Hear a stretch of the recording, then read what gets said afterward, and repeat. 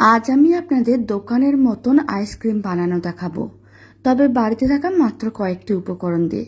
এইভাবে একবার আইসক্রিমের রেসিপিটা বাড়িতে বানিয়ে দেখতে পারেন। খেতে ও দেখতে দুটোই একেবারে দোকানের মতনই হবে।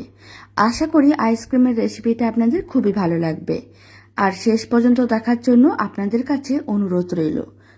প্রথমে একটা কড়াইকে গ্যাসের ওভেনের ওপরে বসিয়ে দিয়েছিলাম, ফ্লেমটা লোতেই আছে। মেজারিং কাপের 2 কাপের মতন দুধ দিয়ে দিলাম, মানে 400 ml দুধ দিলাম। এবার আমি দিয়ে দিচ্ছি 100 গ্রাম চিনি। মিষ্টিটা আপনারা চাইলে কম বেশিও করতে পারেন। আর আমি দিয়ে দিলাম 50 গ্রাম গুঁড়ো দুধ। গুঁড়ো দুধ দেওয়ার কারণে আইসক্রিমটা খেতে অনেক বেশি ভালো লাগবে। লো ফ্লেমে খুব ভালো করে মিশিয়ে নিতে হবে, যাতে গুঁড়ো দুধের কোনো রকমের দলা না থাকে। এখন আমি মেজারিং কাপের মধ্যে অল্প একটু দুধ নিয়েছিলাম, তার মধ্যে 1 চামচ দিয়ে দিলাম কর্নফ্লাওয়ার। কর্নফ্লাওয়ারটা খুব ভালো করে মিশিয়ে নিতে হবে। তারপরে দুধ ও কর্নফ্লাওয়ারের মিশ্রণটা আবারও চারিদিকে ছড়িয়ে দিতে হবে, আর খুব ভালো করে মিশিয়ে নিতে হবে, যাতে কোনো রকমের দলা না থাকে। আর আমি দিয়ে দিচ্ছি 4 চামচের 1 চামচ ভ্যানিলা এসেন্স। এতে আইসক্রিমের মধ্যে খুব সুন্দর একটা ফ্লেভার আসবে, আর খেতেও ভালো লাগবে। ফ্লেমটা মিডিয়াম টু হাইতে করে এইভাবে প্রায় 10 মিনিটের মতন রান্না করে নিতে হবে, যাতে মিশ্রণটা ঘন হয়ে যায়। প্রায় 10 মিনিট রান্না করে নিয়েছিলাম।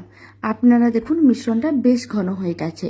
এখন ফ্লেমটা অফ করে দিতে হবে।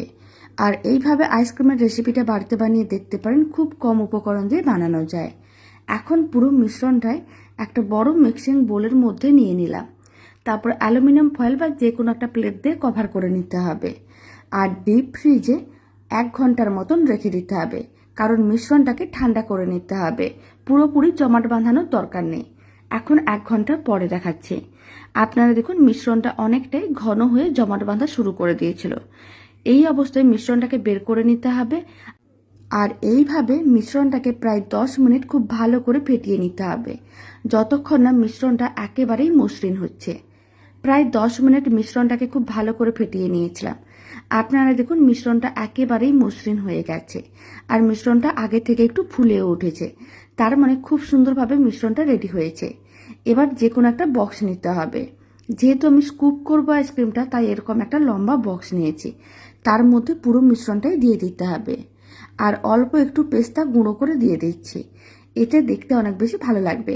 আপনারা চাইলে দিতেও পারেন, নাও দিতে পারেন, বা আপনারা আপনাদের পছন্দ মতন যে কোনো ড্রাই ফ্রুটস এর উপরে দিতে পারেন। আবারও একটা অ্যালুমিনিয়াম ফয়েল নিয়েছিলাম, আর খুব ভালো করে কভার করে নিতে হবে।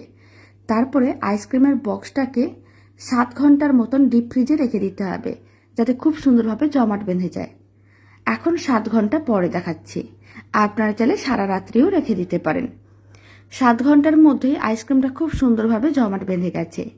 এবার আইসক্রিমটা স্কুপ করে নেব। এইভাবে একটু টান দিতে হবে উপর থেকে, তাহলেই আইসক্রিমটা এইভাবে স্কুপ হয়ে যাবে। তারপরে আইসক্রিমটাকে একটা আইসক্রিম বাটির মধ্যে সার্ভ করে নিতে হবে। এইভাবে আইসক্রিমের রেসিপিটা বাড়িতে বানালে কমেন্ট বক্সে জানাতে একেবারেই ভুলবেন না খেয়ে আপনাদের কেমন লাগলো।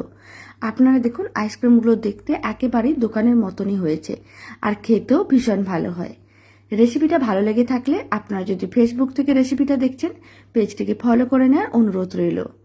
এবার অল্প একটু পেস্তার গুঁড়ো ওপরেও ছড়িয়ে দিচ্ছি, এতে দেখতে অনেক বেশি ভালো লাগবে।